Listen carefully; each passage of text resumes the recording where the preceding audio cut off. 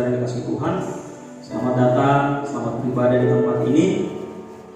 Baik Bapak Ibu saudara yang dikasihi Tuhan, sebentar kita mau datang, kita mau masuk dalam hadirat Tuhan. Kita mau bersyukur sebab anugerah Tuhan besar dalam setiap hidup kita. Mari kita siapkan hati kita rendahkan diri di hadapan Tuhan. Kita berdoa. Di dalam nama Tuhan Yesus Kristus kami bersyukur Tuhan. Kesempatan di pagi hari ini Tuhan boleh berikan kepada kami, dan kami mau pergunakan untuk datang beribadah kepada Tuhan. Karena kami tahu ya Tuhan, peribadatan kami adalah sebagai bentuk pengabdian kami kepada Tuhan. Kami mengabdi kepada Tuhan karena Tuhan telah banyak berkorban bagi kami. Terima kasih Tuhan Yesus. Saat pagi hari ini kami akan memulai ibadah kami di Tuhan. Kami mohonkan Tuhan hadir di tengah-tengah kami, di tengah-tengah ruangan ini, di dalam hati kami, dalam hidup kami ya Tuhan. Kami tidak mau datang ke tempat ini dengan sia-sia ya Tuhan. Tapi ketika kami datang ke tempat ini, dan ketika kami pulang dari tempat ini, kami akan memperoleh sesuatu yang baru yang daripada Tuhan. Hidup kami tidak sama lagi ketika kami datang ke tempat ini ya Tuhan. Tetapi hidup kami akan diperbaharui oleh kuasa Roh Kudus-Mu, oleh kebenaran firman-Mu di dalam hati kami ya Bapa. Terima kasih Tuhan Yesus. Berkati, urapi setiap kami Tuhan. Ampuni kami ya Bapa. Kalau mungkin sepanjang malam yang sudah kami lalui Tuhan, kami ada melakukan pelanggaran, kesalahan, baik dari perkataan kami, perbuatan kami ya Tuhan, tingkah laku kami, bahkan di dalam hati kami yang jahat ya Tuhan. Ampuni kami Bapa. Biarlah kami kudus ya Tuhan ketika kami datang menyembah Tuhan. Terima kasih Bapa di dalam surga. Setiap pujian kami, penyembahan kami, biarlah kiranya menjadi dupa yang berbau harum di hadapan Tuhan. Kami akan memulai ibadah kami Tuhan.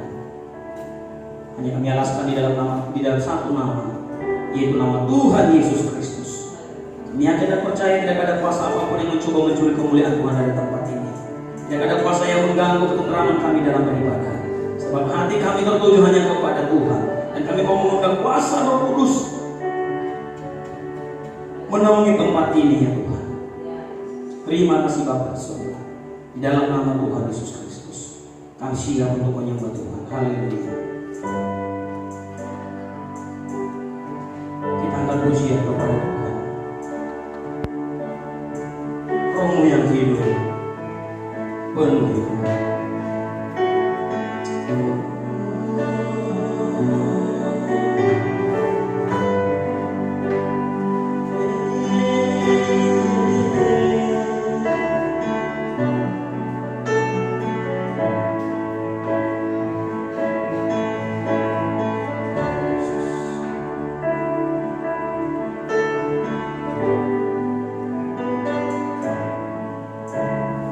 Roh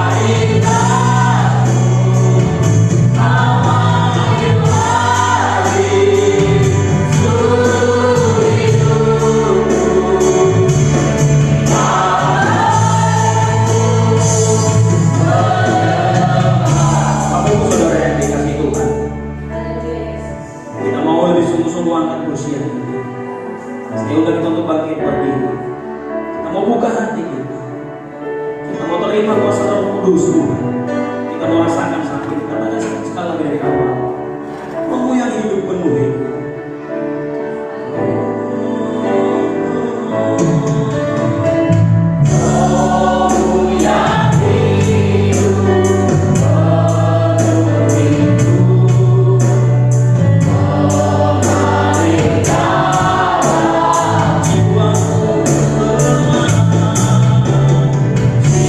Jiwaku tenang bersama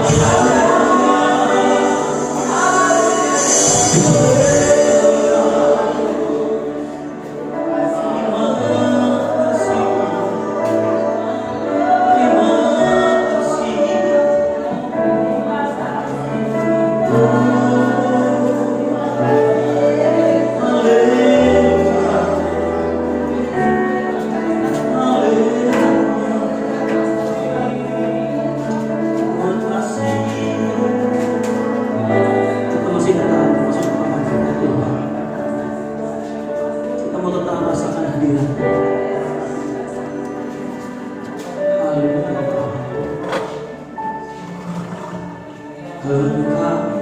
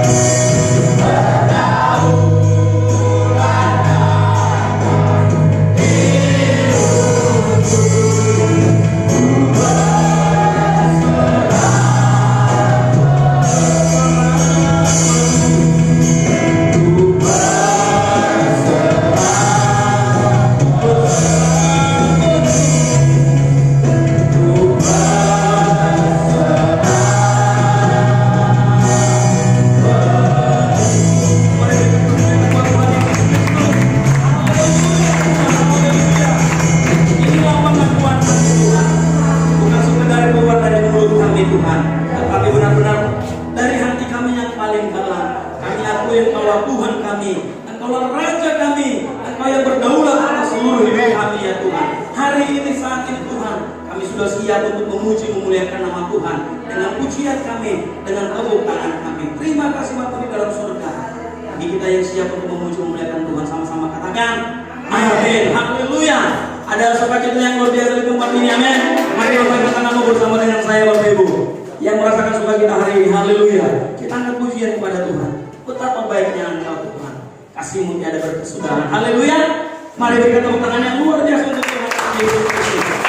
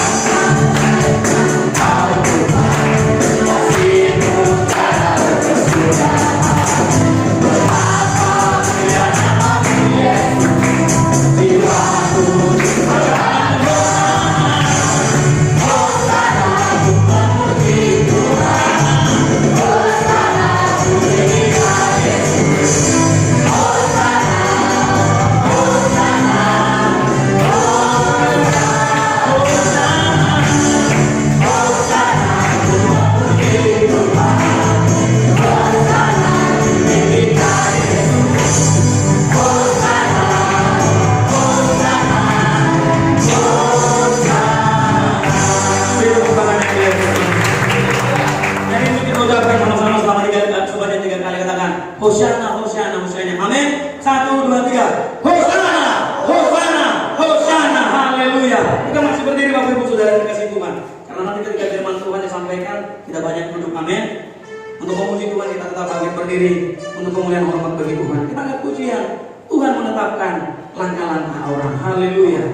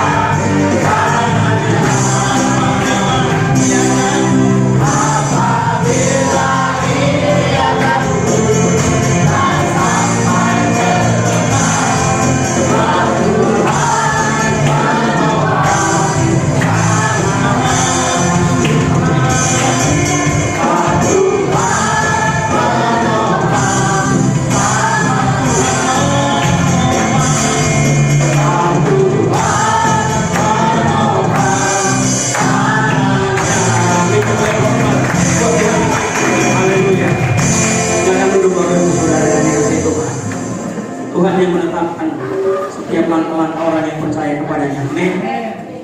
Apabila ia jatuh, Tuhan tidak izinkan sampai tergeletak, sebab tangan Tuhan menopang orang-orang yang mengandalkan Tuhan. Haleluya. Baik Bapak Ibu Saudara kasih Tuhan, saat ini kami akan buka ruang saksian buat kita atau buat Bapak Ibu Saudara yang menyaksikan kemuliaan Tuhan. Mungkin sepanjang minggu ini ada merasakan sesuatu hal yang luar biasa daripada Tuhan yang rindu untuk disampaikan di tempat ini kepada setiap jemaat Tuhan di tempat ini. Waktu dan tempat kami persilakan. Bagi Bapak Ibu yang mau menyaksikan kemuliaan Tuhan, waktu dan tempat kami persilakan. Tidak ada? Amin. Biarlah kiranya setiap kehidupan kita menjadi kesaksian yang hidup, yang boleh membawa banyak jiwa-jiwa untuk datang kepada Tuhan. Amin. Bapak Ibu Saudara yang dikasihi Tuhan, kalau berbicara masalah penginjilan, hampir semua orang sudah tahu tentang firman Tuhan. Tetapi yang menjadi persoalan, figur dari kebenaran firman Tuhan itu yang susah dicari. Di kiranya lewat kita menunjukkan bahwasanya firman Tuhan itu hidup di dalam setiap kita. Amin. Kita boleh menjadi kesaksian yang hidup sehingga banyak jiwa-jiwa yang mau datang kepada Tuhan dan mau menyembah Tuhan. Baik Bapak Ibu Saudara yang kasih Tuhan, kalau tidak ada yang mau bersaksi sebagai kesaksian kita bersama, kita mau angkat pujian. Bila kau yang membuka pintu, segala perkara itu taruhkan padamu Tuhan. Haleluya Yesus. Bila Tuhan yang sudah membuka pintu, tidak ada satu orang pun yang sanggup menutupnya. Bila Tuhan yang sudah mengangkat kita, tidak ada satu orang pun yang mampu menurunkannya. Haleluya. Katakan segala perkaraku. Segala perkaraku. Serahkan padamu. Haleluya.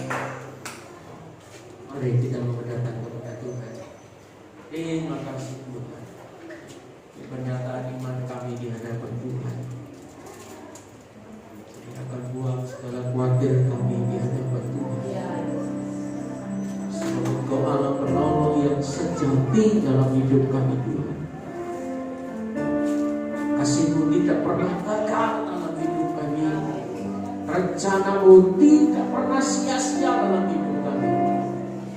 Semuanya sudah tergenapi. Semuanya sudah Tuhan tunjukkan kepada kita. Kebesaran Tuhan, kedahsyatan Tuhan, keajaiban Tuhan. Kami bersyukur Tuhan. Terima kasih. Engkau Allah yang luar biasa dalam hidup kami. Kau tidak pernah meninggalkan kami. Kau selalu ada buat setiap kami Tuhan. Teguhkan setiap iman kami. Biarlah kami dalam hidup kami terus berharap kepada Tuhan. Terima kasih Bapa. Sebentar kami akan belajar firman-Mu. Berikan kepada kami telinga seorang murid yang terus mau mendengarkan firman-Mu. Dan biarlah firman ketika kami dengar, kami lakukan, kami terapkan, kami lakukan dalam setiap hidup kami Tuhan. Dan firman-Mu itu bertumbuh dalam hidup kami. Terima kasih Tuhan. Berfirmanlah buat setiap kami siap mendengar. Dalam nama Tuhan Yesus. Haleluya. Amin. Silakan duduk kembali Bapak Ibu saudara. Halo. Halo. Gimana kabarnya? Luar. Amin. Yang hari pasti luar biasa ya. Usia luar biasa. Yes. masuk minggu yang terakhir Bapak Ibu Saudara, di bulan November, dan sebentar lagi kita akan masuk Desember. Biasanya kalau Desember itu Natal, masuk Natal. Biasanya kita meriah, menghias rumah kita, menghias gereja kita dengan ornamen-ornamen Natal. Tapi tahun ini kayaknya tidak Natal Bapak Ibu Saudara. Karena pandemi, jadi ada beberapa hal yang harus kita ikuti. Nah, Bapak Ibu Saudara, hari ini kita akan belajar satu kebenaran firman Tuhan yang luar biasa. Kalau tema khotbah saya pagi hari ini adalah belajar untuk selalu taat. Amin. Belajar untuk selalu taat. Jadi hari ini kita akan belajar untuk selalu taat. Nah, saya mau tanya buat Bapak Ibu Saudara, sebenarnya saya sudah tahu jawabannya ini. Jawabannya pun pasti sama dengan saya. Taat itu mudah atau susah? Susah. Betul. Taat itu mudah atau susah? Susah. Susah, Bapak Ibu Saudara. Saya pun setuju, susah. Nah, kalau berbicara ketaatan, taat itu mudah atau susah? Susah. Nah, kenapa kita susah taat? Kan gitu pertanyaannya. Supaya kita lebih mengerti kenapa taat itu susah. Nah, kita mau terus lihat kenapa kita susah taat. Kan gitu. Nah, ternyata Bapak Ibu Saudara, sejak kita ini lahir, sejak kita ini masih kecil, sifat tidak menurut, tidak taat, pemberontak ternyata sudah ada. Sudah ada dalam kehidupan kita karena itu sifat dasar manusia. Nah, ternyata ini alasannya Bapak Ibu Saudara kenapa taat itu susah.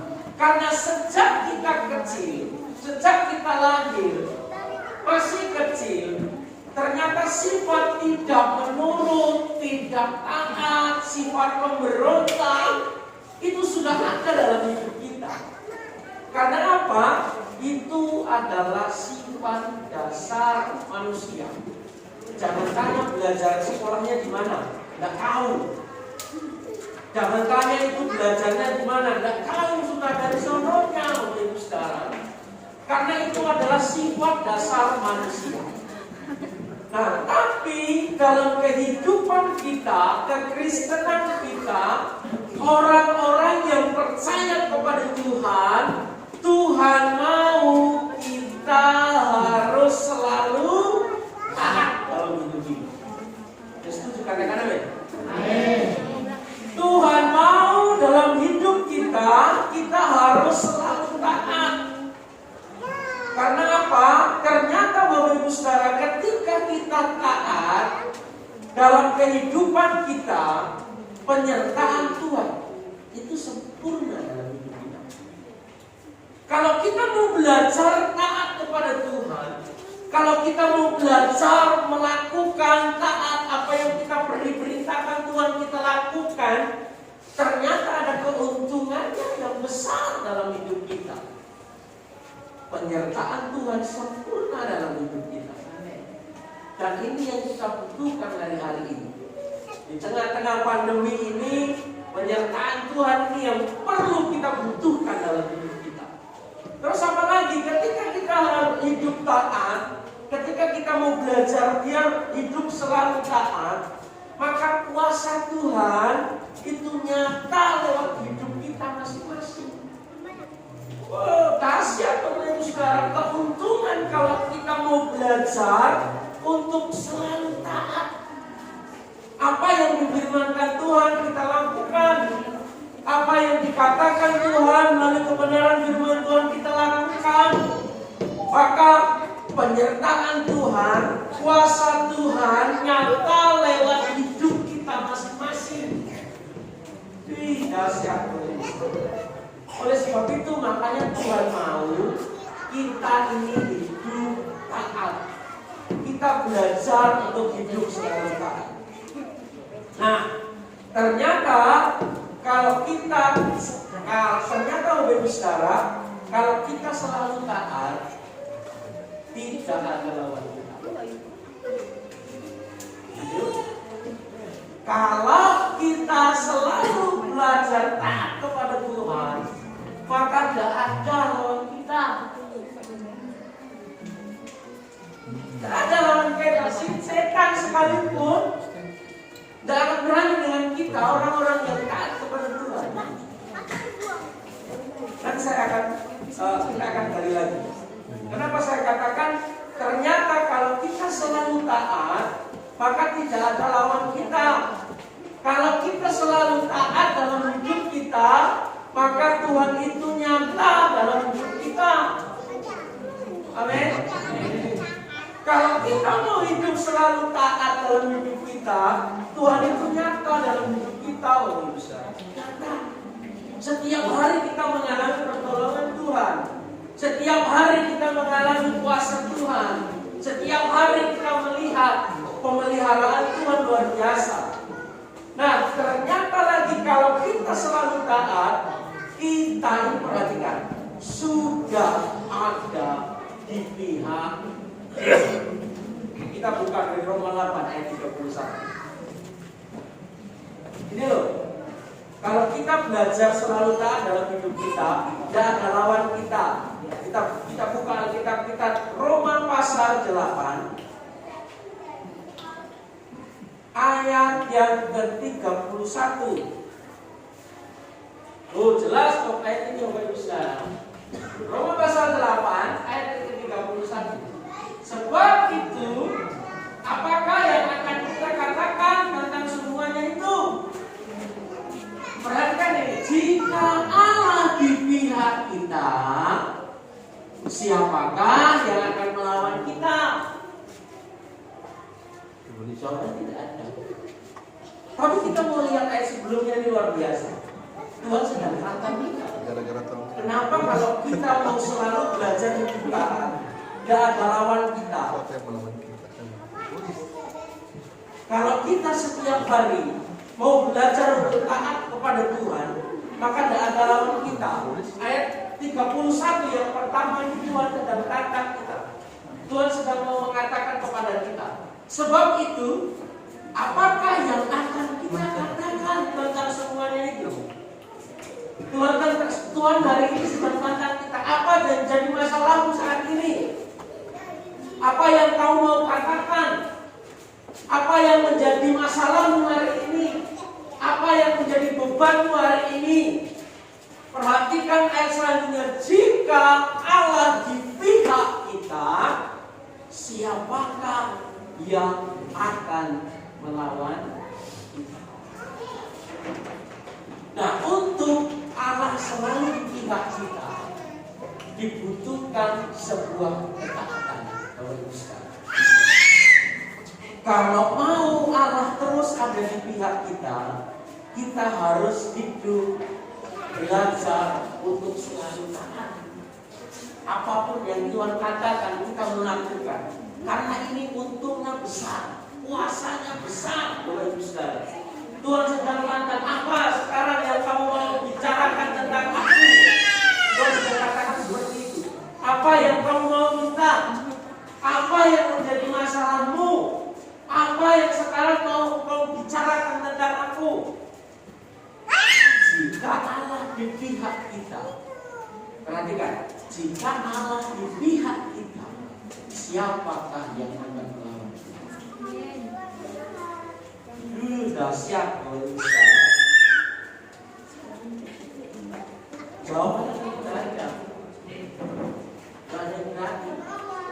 Tuhan yang punya segalanya. Betul ya? Betul. Nah, kita mau perhatikan kata ini beda. Kalau kita di pihak Tuhan dan Tuhan di pihak kita itu beda. Artinya beda. Ngerti ya? Kalau Tuhan di pihak kita dengan kita di pihak Tuhan, itu beda artinya, Bapak Ibu sekalian. Kenapa beda? Kalau kita di pihak Tuhan, berarti kita di pihak Tuhan, itu artinya kita sedang masuk ke dalam Tuhan. Nah, kalau Tuhan di pihak kita, artinya Tuhan yang narik kita dan kita ada di pihak Tuhan. Ini loh bedanya. Nah, kita mau perhatikan.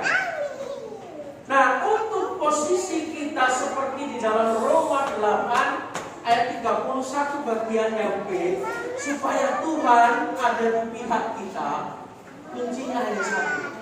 Mau nurut atau tidak, mau taat atau tidak, itu kuncinya. Untuk posisi kita sama seperti yang dikatakan di dalam Roma pasal 31 ayat yang bagian B, supaya jika Allah di pihak kita, caranya hanya satu. Mau nurut atau tidak, mau taat atau tidak, kuncinya hanya satu. Supaya Tuhan terus ada di pihak kita, kuncinya hanya satu. Taat kepada Tuhan. Amin. Taat kepada Tuhan. Hanya ketaatan yang bisa membawa posisi ini terus ada dalam hidup kita. Bukan kita di pihak Tuhan, tapi Tuhan di pihak kita. Nah, posisi dalam Roma pasal 8 ayat 31 bagian B ini, jika Allah di pihak kita, hanya satu, ketaatan itu yang akan membawa posisi ini terus terjadi. Ini luar biasa, Bapak Saudara. Nah, ternyata ketaatan kita pada hukum dan perintahnya itu menghasilkan sebuah perlindungan. Kalau kita taat pada setiap hukum Tuhan, kalau kita taat pada setiap perintahnya Tuhan, yang pertama itu akan menghasilkan sebuah perlindungan, proteksi dari Tuhan. Dahsyat, Bapak Saudara. Kalau kita mau terus belajar taat, kita taat pada hukum-hukum Tuhan, kita taat pada perintah-perintah Tuhan, maka kehasilnya, keuntungan kita yang pertama, bahwa ada perlindungan Tuhan dalam hidup kita. Ini yang kita butuhkan dari kita. Di tengah-tengah pandemi ini, ya kita melihat, kalau kita lihat kabar, bukan semakin membaik, tapi malah semakin merajalela. Karena musuh kita nggak kelihatan, besar. Kalau kelihatan enak, dia mau serang dari depan kita bisa menghindar, dia mau serang dari kanan kita bisa ke kiri. Musuh kita nggak kelihatan.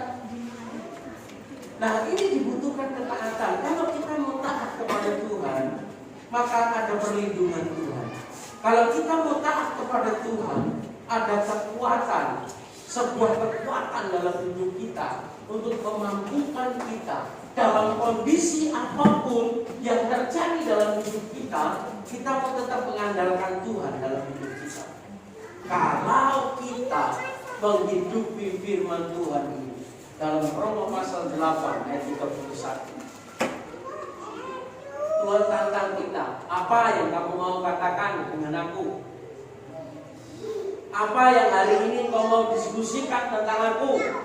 Mungkin masalah ekonomi, ngomong dengan aku.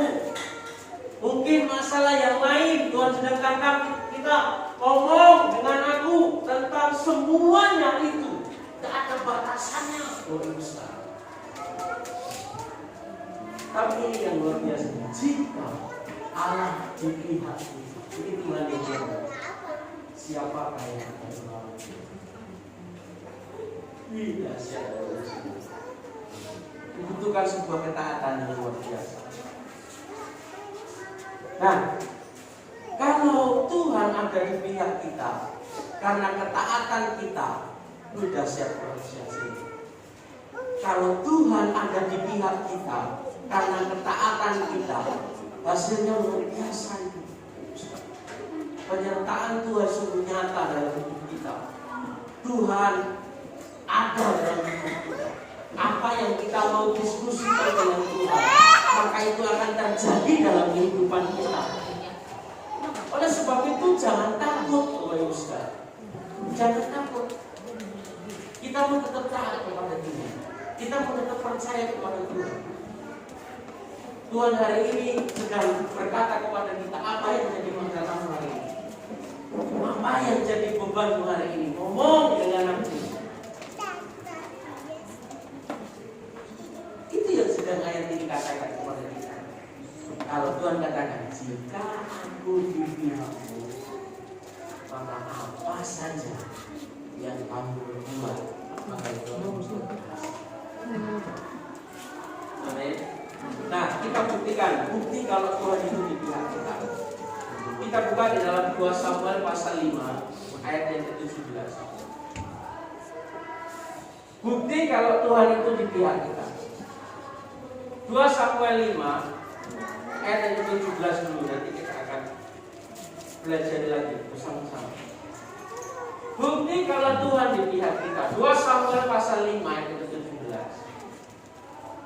Nah, ketika didengar orang Filistin bahwa Daud telah diurapi menjadi raja atas Israel, maka majulah orang Filistin untuk menangkap Daud.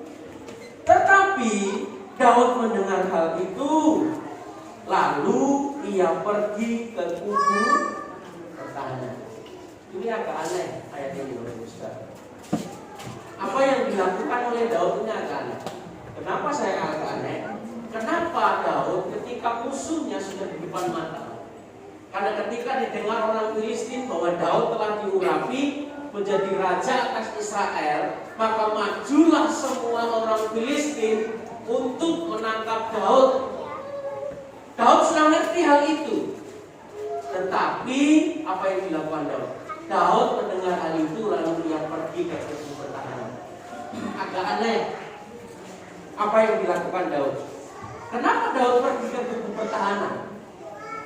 Seharusnya logikanya ketika satu negara sedang mau diserang, ketika satu kerajaan mau diserang, yang pertama yang harus dilakukan, dia harus menghitung tentaranya. Dia harus panggil panglimanya, mempersiapkan tentaranya, senjata-senjatanya untuk melawan musuh yang sedang mau menyerang. Itu logikanya, Bapak Ibu Saudara. Karena apa? Musuh sudah di depan mata.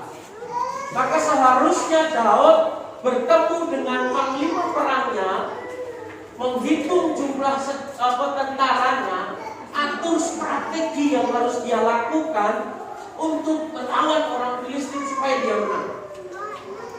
Itu logikanya. Ayat 17 ini. Tapi Daud tidak melakukan hal itu, Bapak Ibu Saudara.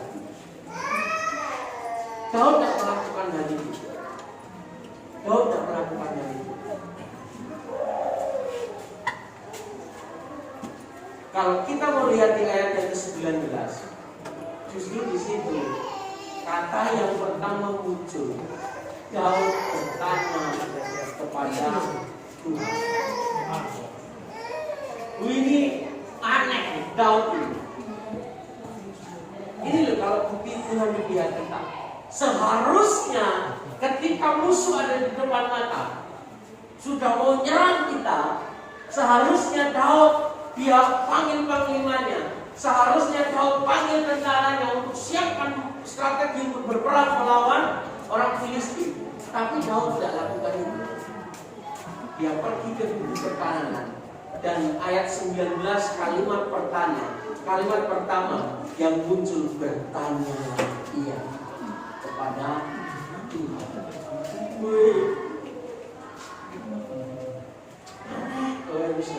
Tapi ini luar biasa. Ini loh bukti ketaatan Daud. Daud tidak semaunya sendiri. Daud ngerti betul.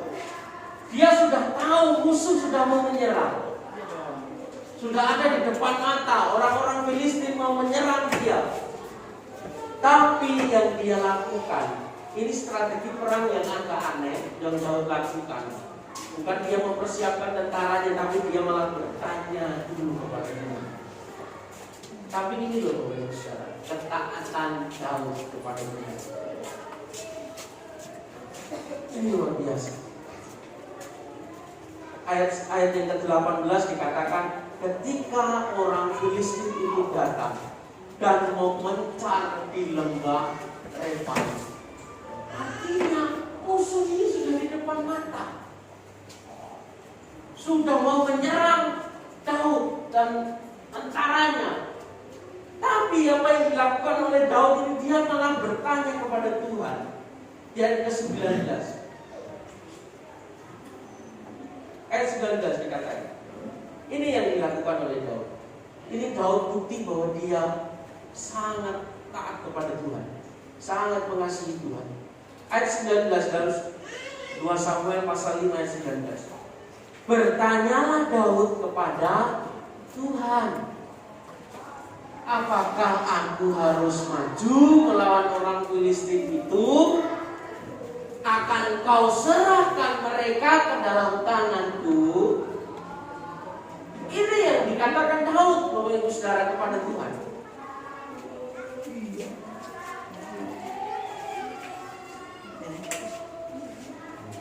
Ketika Daud bertanya kepada Tuhan, Daud sedang memposisikan dirinya seperti di dalam Roma 8 ayat 31 bagian yang tadi. Daud sedang memposisikan dirinya agar Tuhan ada di pihak Daud. Ini loh bukti ketaatan yang luar biasa. Padahal Bapak Ibu Saudara, Daud ini punya kedekatan kepada Tuhan luar biasa.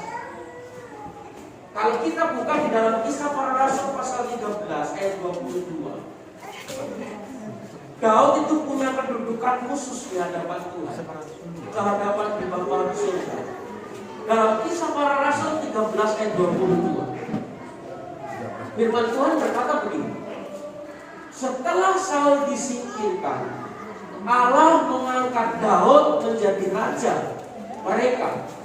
Tentang Daud, Allah telah menyatakan, aku telah mendapat Daud bin Isai, seorang yang berkenan di hatiku dan yang melakukan segala kehendakku. Bapak Ibu Saudara, Daud ini punya kedudukan khusus di hadapan Tuhan. Karena apa? Ini pernyataan Tuhan sendiri kepada Daud. Tentang Daud, Allah telah menyatakan, aku telah mendapat Daud bin Isai, seorang yang berkenan di hatiku dan yang melakukan segala kehendak. Bisa tidak Daud berkata begini ketika orang Filistin itu menyerang? Tuhan, ayo tolong aku, sertai aku mau melawan orang Filistin itu. Bisa tidak Daud berkata seperti itu? Bisa. Seharusnya, karena dia punya kedekatan kepada Tuhan khusus, dia punya hubungan dengan Tuhan secara khusus. Tetapi Daud tidak memanfaatkan kedekatannya kepada Tuhan untuk melakukan hal itu. Nah, 90% doa kita seperti itu. Kita yang sering ngajak Tuhan, Tuhan, tolong aku. Tuhan, ayo sertai aku. Tanpa bertanya dulu kepada Tuhan. Tanpa kita mau terus seperti apa yang dilakukan oleh Daud, bertanya dulu kepada Tuhan. Ini bukti ketaatan Daud yang begitu luar biasa, Bapak Ibu Saudara. Daud bertanya kepada Tuhan, apakah aku harus maju melawan orang Filistin itu? Akan kau serahkan mereka ke dalam tanganku? Daud bertanya kepada Tuhan. Nah, kita mau lihat apa sih sebenarnya yang ada di dalam dasar hati Daud. Dia bertanya kepada Tuhan. Apa alasan Daud bertanya kepada Tuhan? Yang pertama, Alasan Daud bertanya kepada Tuhan itu adalah yang pertama, Daud mengandalkan Tuhan. Wih, luar biasa. Daud tidak mengandalkan kekuatan tentaranya. Daud tidak mengandalkan pengalamannya dalam berperang mengalahkan musuh-musuh. Enggak, alasan Daud, kenapa Daud bertanya dulu kepada Tuhan? Karena Daud sangat mengandalkan Tuhan. Yang kedua, alasan Daud, kenapa Daud bertanya dulu kepada Tuhan? Daud tidak memanfaatkan kedekatannya dengan Tuhan. Dia tidak memanfaatkan itu. Daud ngerti betul posisinya di hadapan Tuhan itu sangat istimewa, sangat khusus. Dia adalah Daud berkenan di hati Tuhan. Daud melakukan segala kehendaknya. Ini loh Bapak Ibu Saudara, hebatnya Daud. Tapi alasan kenapa Daud bertanya dulu kepada Tuhan, ternyata Daud tidak memanfaatkan kedekatannya dengan Tuhan. Tapi apa yang dia lakukan? Daud bertanya kepada Tuhan. Kalau Tuhan yang suruh, Tuhan yang bertanggung jawab, saya ini hanya melaksanakan. Oleh sebab itu, libatkan Tuhan. Posisikan hidup kita itu ada di pihak Tuhan. Tuhan ada di pihak kita. Kalau Tuhan ada di pihak kita, contoh ketika dulu membangun gereja ini saya ilustrasikan. Dulu ketika membangun gereja itu, tidak ada uang sama sekali. Tapi saya tahu ini yang nyuruh Tuhan. Dan saya yakin dan percaya kalau Tuhan yang suruh, maka saya tidak akan repot untuk cari dananya untuk menyelesaikan pembangunan ini. Karena Tuhan yang suruh, saya hanya sebagai pelaksana, maka Tuhan yang akan bertanggung jawab menyelesaikan. Ini loh Bapak Ibu Saudara, biasanya ketika Tuhan di pihak kita, ketika Tuhan suruh beli tanah di sebelah, tidak ada uang. Tapi saya tahu Tuhan taruh, Tuhan suruh beli tanah itu supaya nanti ada parkir, motor, mobil bisa parkir di situ, tidak ada uang, Bapak Ibu Saudara. Tapi saya tidak ngerti sama sekali kata apa, Tuhan yang suruh. Kalau Tuhan yang suruh berarti Dia yang bertanggung jawab menyediakan semuanya itu. Beda kalau kita di pihak Tuhan. Kita di pihak Tuhan. Kalau kita di pihak Tuhan, bukan Tuhan di pihak kita, ini beda ya. Kita di pihak Tuhan dan Tuhan di pihak kita. Kalau kita di pihak Tuhan, ketika kita berdiri itu, yang kita yang akan repot cari dana itu, kita akan berjuang sekuat tenaga untuk menyelesaikan untuk pembayaran itu. Tapi kalau Tuhan di pihak kita, Daud ngerti betul, karena saya ini sebagai panglimanya, sebagai pelaksananya. Kalau Tuhan yang suruh, maka Tuhan pasti akan memberikan kemenangan kepada kita. Nah ini alasan yang kedua, kenapa Daud bertanya kepada Tuhan. Yang ketiga, kenapa Daud bertanya kepada Tuhan? Daud percaya bahwa Tuhannya itu lebih hebat, lebih cerdik, lebih pintar dari semuanya itu. Maka Daud bertanya kepada Tuhan. Dan akhirnya apa? Israel menang dan Filistin kalah. Ayat 19. Bagian yang lebih. Ketika bertanyalah Daud kepada Tuhan, apakah aku harus maju melawan orang Filistin itu? Akan kau serahkan mereka ke dalam tanganku? Tuhan menjawab Daud. Perhatikan ini. Tuhan menjawab Daud. Daud bertanya dan Tuhan jawab. Majulah. Suruh maju. Sebab aku pasti. Kata pasti ini tidak nanti seminggu lagi. Pasti ini tidak ada keraguan. Pasti. Perhatikan. Majulah. Tuhan Tuhan menjawab Daud, majulah, sebab aku pasti akan menyerahkan orang Filistin itu ke dalam tangan. Pasti, tidak ragu-ragu. Ketika Tuhan ada di pihak kita, pasti Tuhan akan beserta dengan kita. Tuhan akan melakukan mukjizat dalam kehidupan kita. Dan akhirnya kalau kita lihat, akhirnya Israel menang Filistin kalah. Karena apa? Daud memposisikan dirinya seperti apa yang dikatakan di dalam Roma pasal 8. Tuhan ada di pihak. Daud ngerti betul. Ketika Tuhan yang sulit, makanya Tuhan yang akan beri kemenangan. Akhirnya apa? Filistin menang.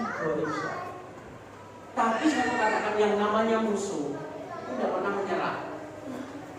Yang namanya musuh tidak pernah menyerah. Kalah itu tidak bisa.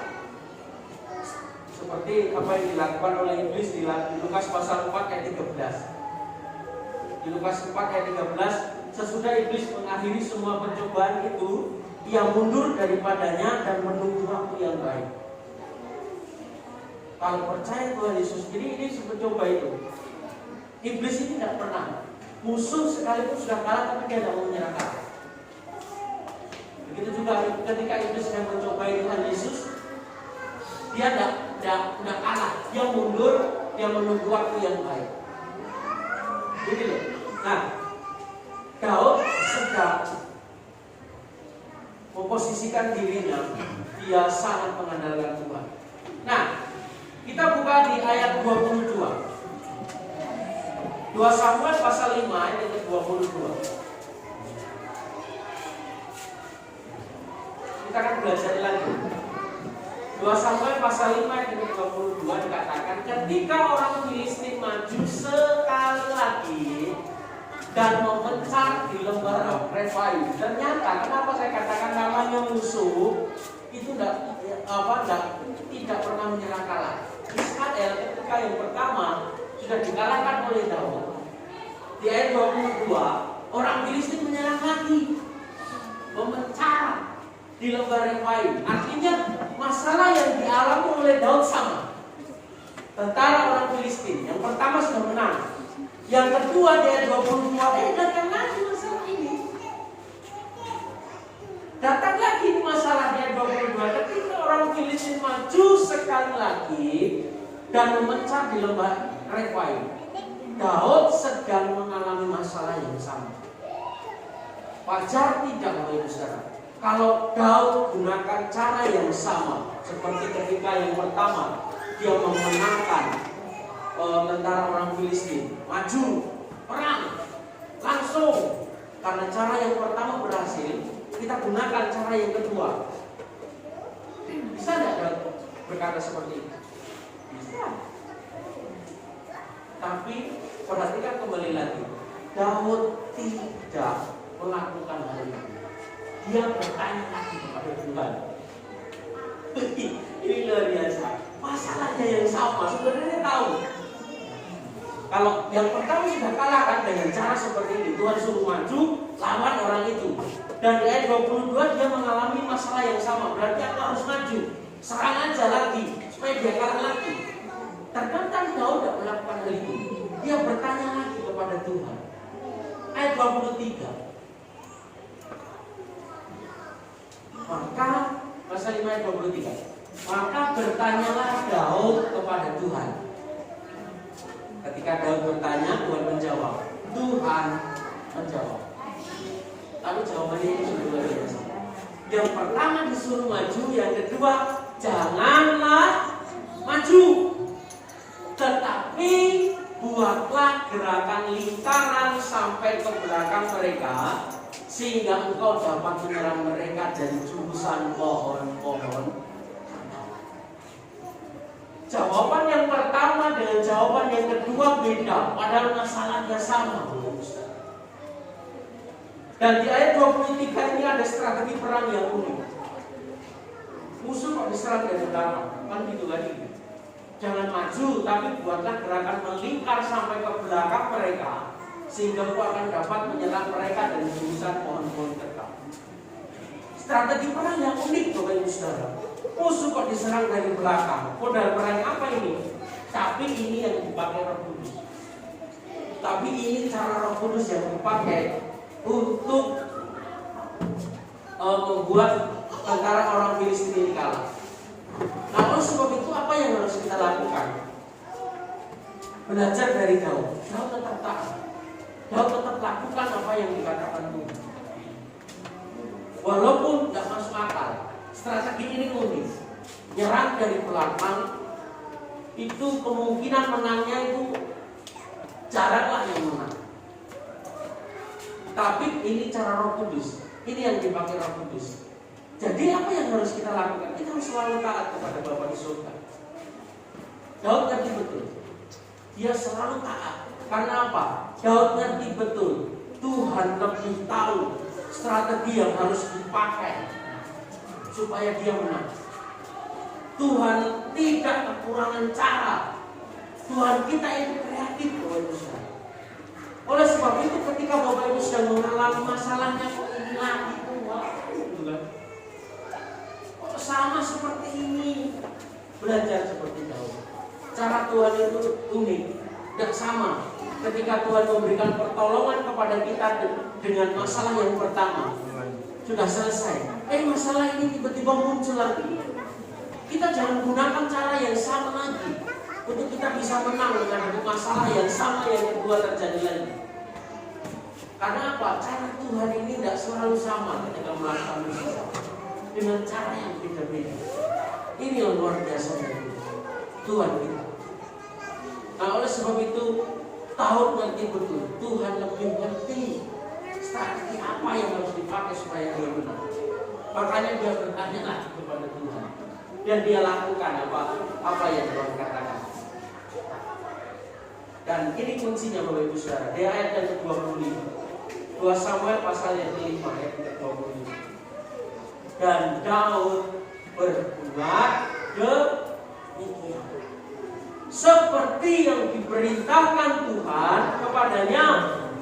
Maka ia memukul kalah orang Filistin mulai dari Geba sampai dekat Gesur. Ini karena Daud taat pada apa yang dikatakan Tuhan. Strategi yang kedua, kenapa harus membuat lingkaran sampai ke belakang mereka, sehingga engkau akan dapat menyerang mereka dari jurusan pohon-pohon kerbau. Daud tidak perlu berperang, Tuhan yang berperang. Karena ketaatan Daud kepada Tuhan, dia melakukan apa yang Tuhan katakan, sekalipun tidak masuk akal, tapi dia tetap lakukan. Dan ternyata Bapak Ibu Saudara, kunci kita mengalami mukjizat dalam kehidupan kita itu adalah ketika kita belajar taat kepada Tuhan. Amin. Kita belajar taat kepada Tuhan, sekalipun tidak masuk akal, sekalipun itu tidak masuk dalam logika kita, tetapi kalau itu firman yang Tuhan sampaikan kepada kita, mari lakukan, kerjakan itu, karena itu yang Tuhan mau dalam kehidupan kita. Nah, kesimpulannya ada 3, Bapak Ibu Saudara. Saya akan sampaikan dengan 3 kesimpulan ini. Nah, ini kita mau belajar terapkan untuk kita selalu hidup taat kepada Tuhan. Yang pertama, sepintar-pintarnya manusia, sehebat-hebatnya kita manusia, dalam hal intelektual, kejeniusan, pengalaman dalam hal apa saja, sejam setelah ini kita tidak tahu apa yang akan terjadi dalam hidup kita. Ya. Sepintar-pintarnya manusia, secanggih-canggihnya manusia dalam intelektual, jenius, pengalaman mereka, sejam setelah kita keluar dari gereja ini, tidak ada yang tahu apa yang akan terjadi. Hanya Tuhan yang tahu. Oleh sebab itu apa yang harus kita lakukan? Kita harus berani menyerahkan hidup kita kepada Tuhan. Karena Tuhan yang paling ngerti, Tuhan yang paling tahu apa yang sejam setelah kita keluar dari tempat ini yang akan terjadi. Itu hanya Tuhan yang tahu dalam kehidupan kita. Oleh sebab itu mari kita mau serahkan hidup kita kepada Tuhan. Serahkan, jangan separuh-separuh. Tuhan tidak mau separuh-separuh. Kita mau serahkan seluruh kehidupan kita kepada Tuhan. Karena Tuhan lebih ngerti hidup kita. Sejauh setelah kita keluar dari tempat ini, kita tidak tahu apa yang akan terjadi. Tapi Tuhan tahu. Oleh sebab itu serahkan hidup kita kepada Tuhan. Itu yang kedua. Jadi yang kedua, yang pertama, antara kita dengan musuh kita, setan, siapa yang perlu istirahat? Kalau di hari Jumat saya sudah sampaikan ini. Antara kita dengan setan, musuh kita setan. Bukan saudara kita ya, bukan. Saudara kita bukan musuh kita. Saudara kita adalah satu tubuh Kristus, saudara kita. Nah, antara kita dengan musuh kita setan, siapa yang perlu istirahat? Setan. Jawab, setan. Coba kita renungkan ini. Antara kita dengan musuh kita setan, siapa yang perlu istirahat? Setan. Manusia.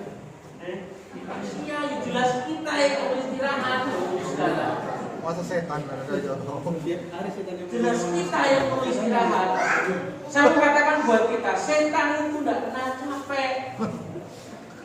Setan itu tidak pernah capek. Setan tidak pernah tahu istirahat itu apa. Tidak ngerti, saudara. Setan itu tidak pernah tidur.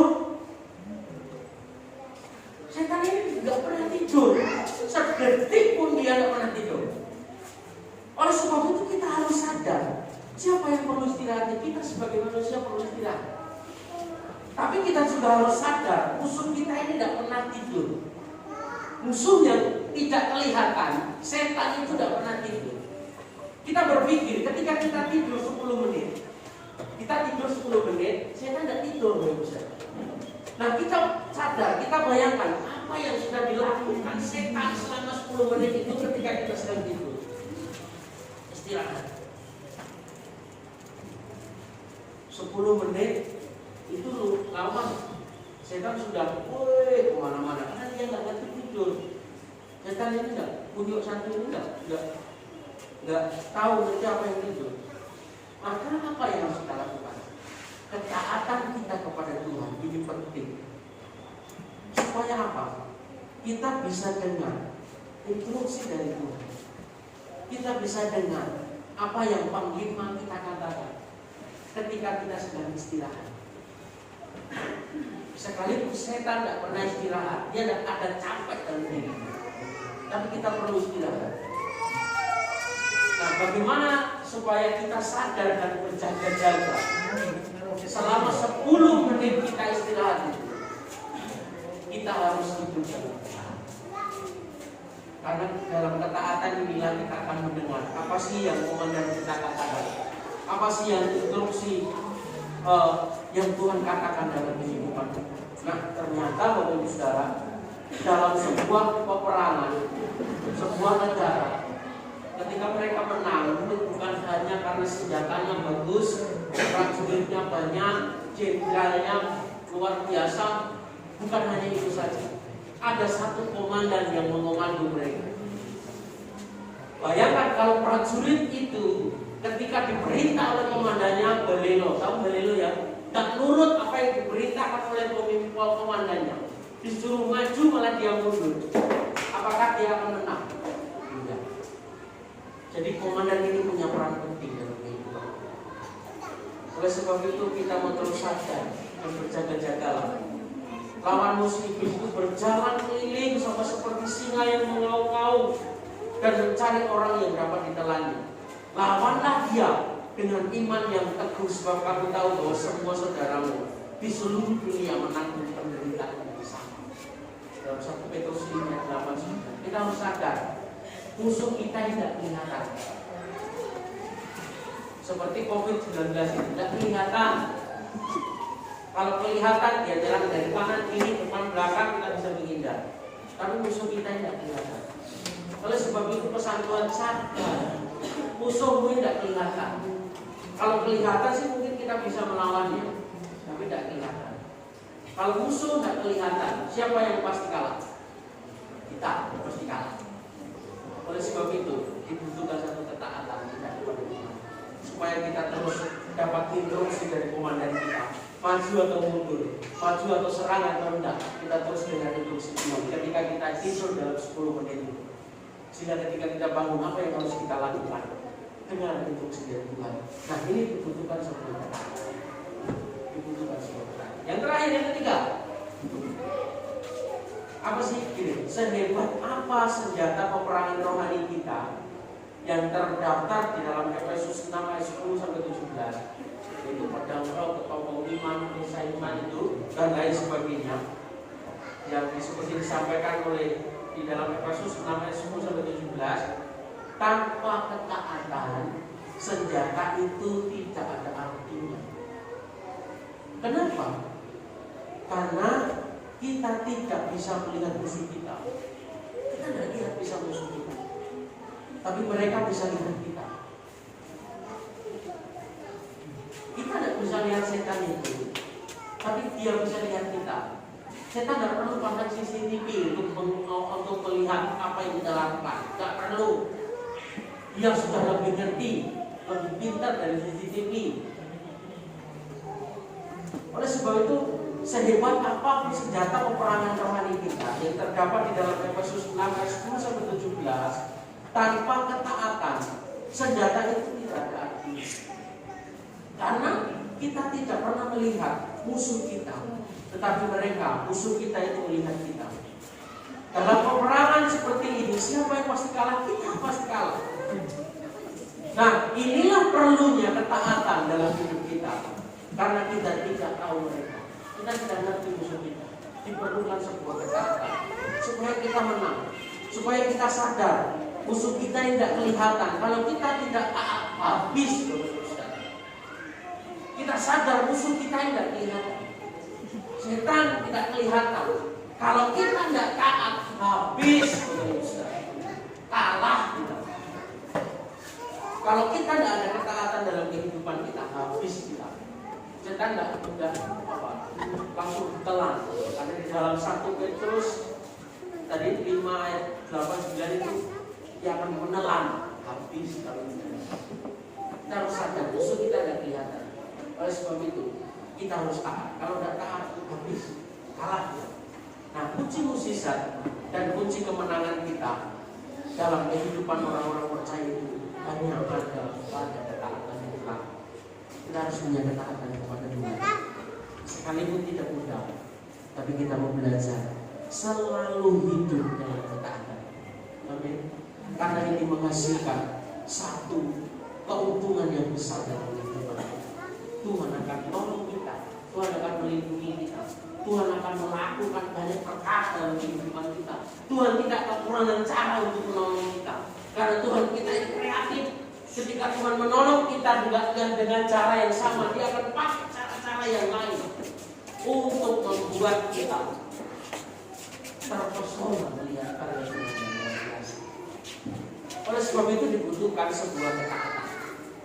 Oleh sebab itu mari kita belajar untuk selalu taat. Apa yang Tuhan katakan, mari kita lakukan dalam kehidupan. Amin. Buat kebenaran firman Tuhan. Mari kita merenungkan kebenaran firman Tuhan. Terima kasih Tuhan. Terima kasih Roh Kudus. Kau sudah memberikan pengertian kepada kami. Untuk kami terus belajar selalu taat kepada Tuhan. Apapun yang kami hadapi, apapun yang kami alami, biarlah kami terus mau mengandalkan Tuhan. Kami mau melibatkan Tuhan dalam hidup kami. Apapun masalah, tantangan, pergumulan yang kami alami, kami tidak mau mengandalkan kekuatan kami sendiri. Kami mau tidak menggunakan cara-cara kami, tapi kami mau belajar mengandalkan Tuhan dalam hidup kami. Kami mau belajar mengikuti apa yang Tuhan mau dalam hidup kami. Terima kasih Bapak. Biarlah firman ini menjadi kekuatan bagi kita. kasih Tuhan. Terima kasih Yesus. Terima kasih.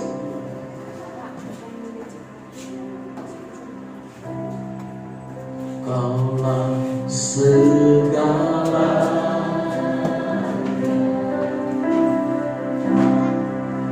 di dalam hidupku.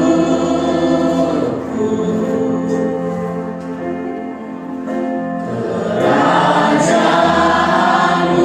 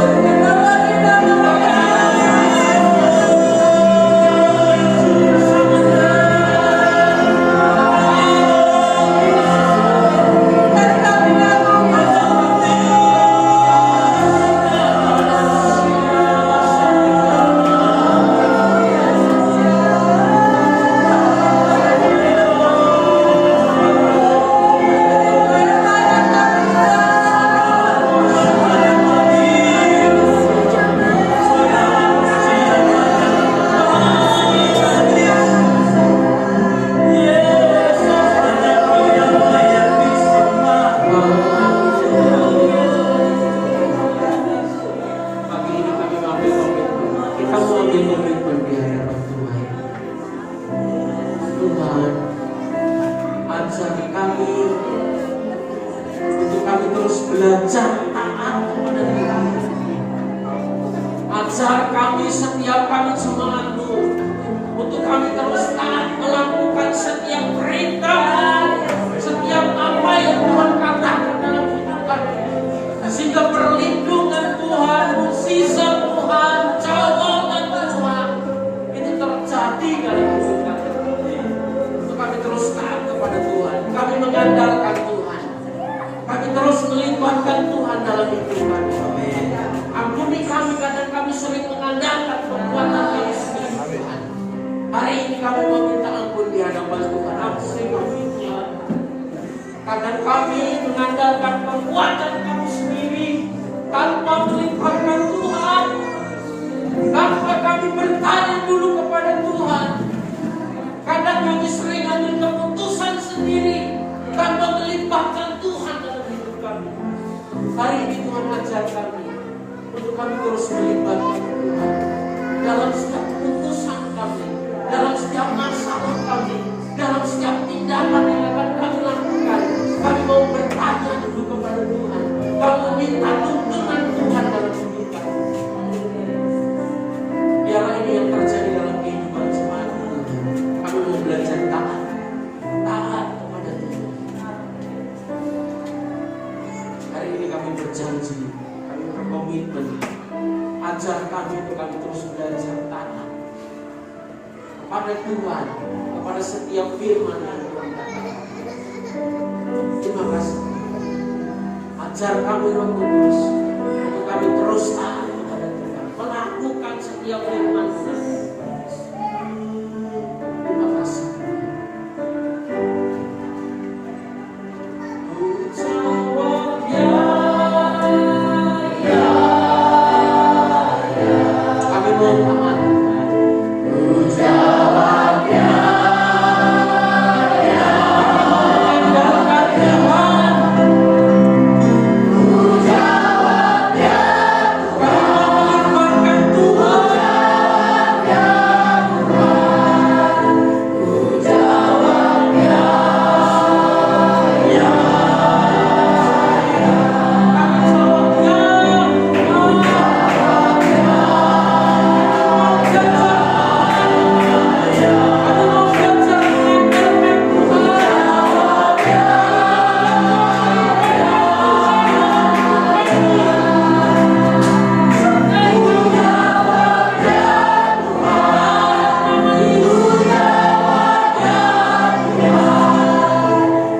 jawab ya.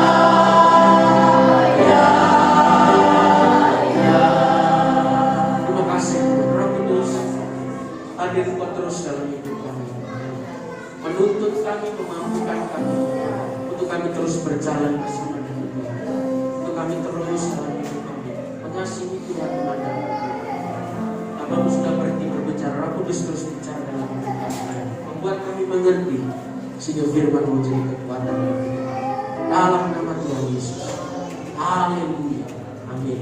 Silakan duduk kembali, saudara. Kembali. Siapkan persembahan kita.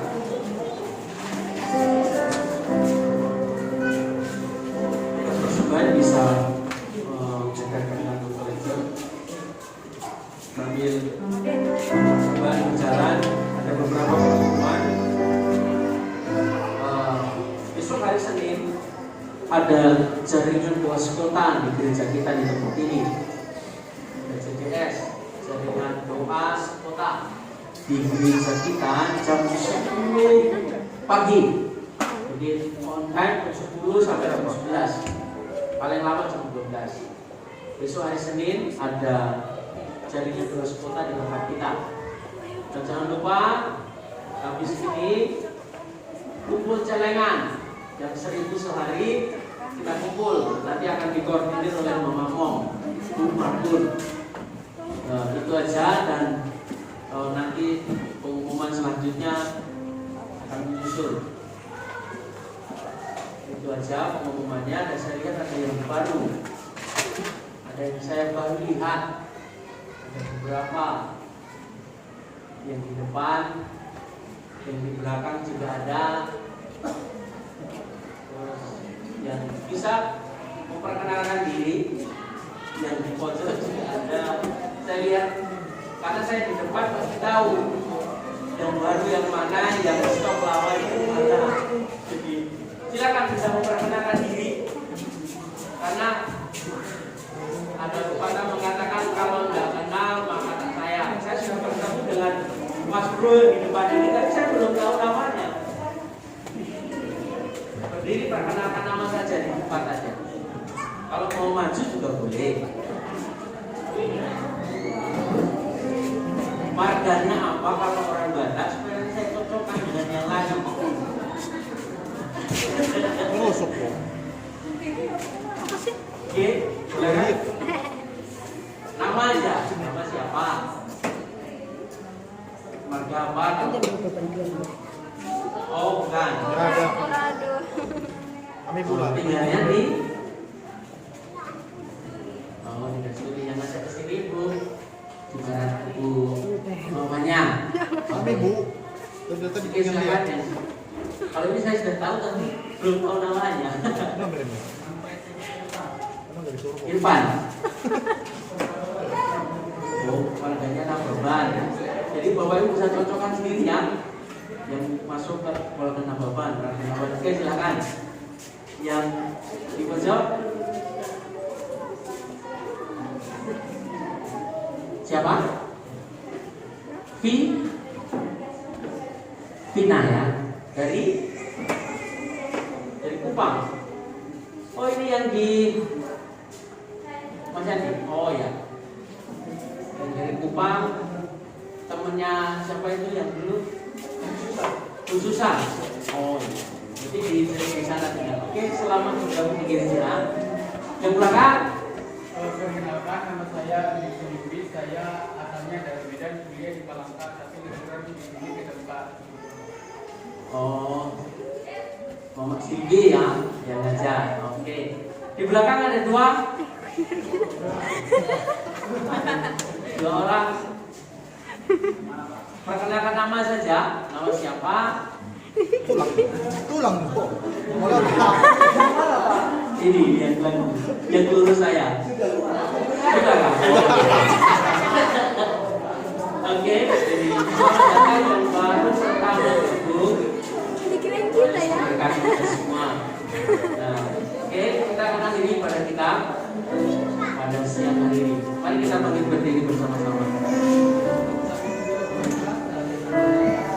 Kami memuji kebesaran. Mana kita berdiri juga. Jelas. Nyata ditanyain.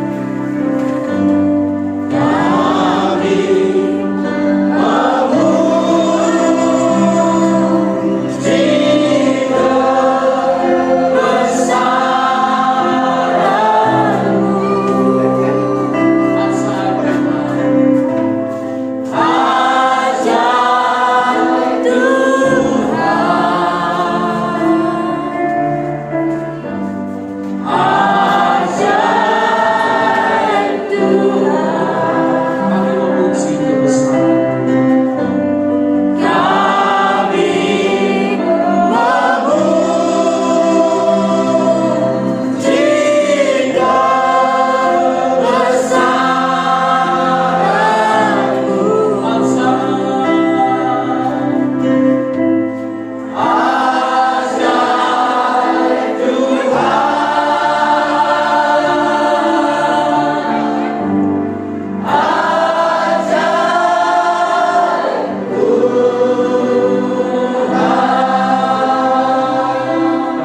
mempersiapkan hati dan pikiran kita untuk menerima berkat Tuhan. Sebelum kita terima berkat Tuhan, kita mau berdoa seperti doa yang Tuhan ajarkan kepada kita. Bapa kami yang di surga, dikuduskanlah namamu, datanglah kerajaanmu, jadilah kehendakmu di bumi seperti di surga. Berikan kami pada hari ini makanan kami secukupnya, dan ampunilah kami akan kesalahan kami, seperti kami juga mengampuni orang yang bersalah kepada kami. Dan janganlah membawa kami ke dalam pencobaan, tetapi lepaskanlah kami dari jahat. Karena Engkau yang punya kerajaan, kuasa, dan kemuliaan sampai selama-lamanya. Mari kita mengangkat dan terima berkat Tuhan. Pulanglah dan terimalah berkat yang daripada Allah Bapa, Putra dan Roh Kudus. Diberkati engkau ketika engkau keluar dari tempat ini. Amin. Berkati engkau ketika engkau masuk ke tempat ini. Amin. Biarlah Allah marah-marahkan wajahnya dan mencurahkan berkat atas kehidupanmu. Amin. Atas rumah tanggamu diberkati Tuhan. Amin. Atas pekerjaanmu diberkati Tuhan. Amin. Usahamu dan pernahmu diberkati oleh Tuhan. Amin. Berkat kepala dan bukan ekor. Berkat yang terus naik-naik dan tidak pernah turun. Amin. Itu yang Tuhan akan berikan kepada kita mulai siang hari ini sampai Maranatha Tuhan Yesus datang yang kedua kali. Haleluya. Terima berkat Tuhan di dalam nama Tuhan Yesus. Haleluya. Amin. Terima kasih.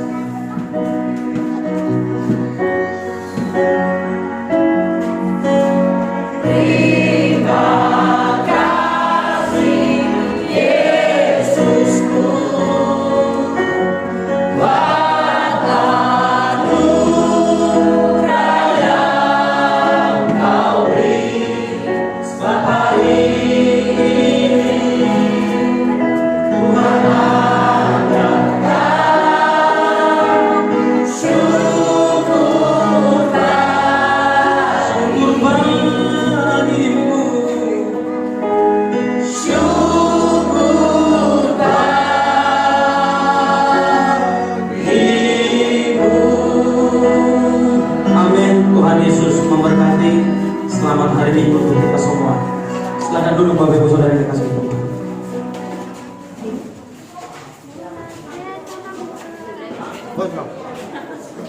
Oh ya, sedikit Bapak Ibu yang dikasihi Tuhan sebelum pulang. Karena kebetulan